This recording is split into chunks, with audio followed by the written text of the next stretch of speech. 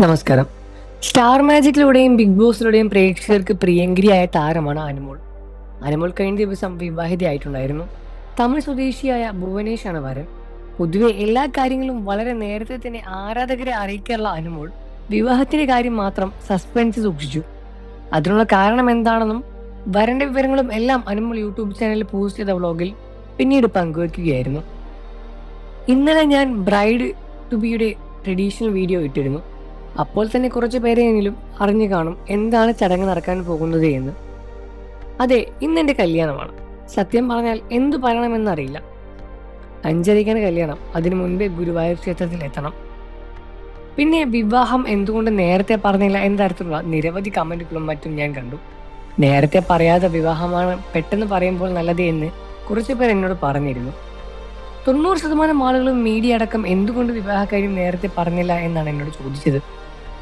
കല്യാണം ഇപ്പോഴല്ല, അടുത്ത വർഷങ്ങളുണ്ടാവും, എന്തിന് കള്ളം പറഞ്ഞു എന്നും ചോദിക്കുന്നവരുണ്ട്. സർപ്രൈസ് ആവട്ടെ എന്ന് കരുതിയാണ് പറയാതിരുന്നത്. നമ്മുടെ ലൈഫിലെ ബിഗ് ഡേ ആണല്ലോ, അതുകൊണ്ട് തന്നെ എല്ലാവരും പറഞ്ഞു നടക്കണം എന്ന് എനിക്ക് തോന്നിയില്ല. അതുകൊണ്ട് സർപ്രൈസായി വെച്ചത്. അനുമോളുടെ കല്യാണം എന്നാണ് എന്ന് എല്ലാവരും ചോദിക്കാറുള്ള ഒരു കാര്യം തന്നെയാണ്. ഇന്നാണ് ആ ദിവസം. അവർക്ക് വേണ്ടിയാണ് ഞാൻ ഈ വീഡിയോ ചെയ്യുന്നത്. എൻ്റെ നല്ലത് കാണാൻ ആഗ്രഹിക്കുന്ന എല്ലാവരും എനിക്ക് വേണ്ടി പ്രാർത്ഥിക്കുക. എല്ലാവരുടെയും അനുഗ്രഹം എനിക്ക് വേണം.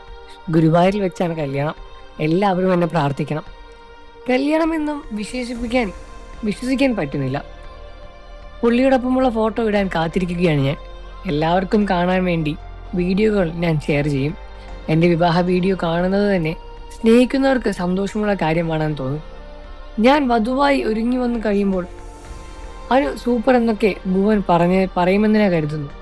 പക്ഷെ എന്തൊക്കെ കൊടുത്താലും അത് പറയാൻ പോകുന്നില്ല. നല്ല ഇருக்கு എന്ന് മാത്രമേ പറയൂ എന്നാണ് താലി കെട്ടാനായി ഒരുങ്ങുന്ന വ്ളോഗിൽ അനുമോൾ പറഞ്ഞത്. എന്നാൽ വിവാഹം കഴിഞ്ഞും വലിയ രൂപത്തിലുള്ള പ്രശ്നങ്ങൾ ഉണ്ടായി എന്നെല്ലാം തരത്തിലെല്ലാം തന്നെ സോഷ്യൽ മീഡിയയിൽ അനുമോൾക്കെതിരെയും വീഡിയോകൾ ഇതിനുശേഷം വരാൻ തുടങ്ങി. അനുമോൾ ഇതിനൊന്നും തന്നെ പ്രതികരിച്ച് രംഗത്ത് വന്നിട്ടില്ല. ഇതെല്ലാം തന്നെ വ്യാജമായ വാർത്തയാണ്.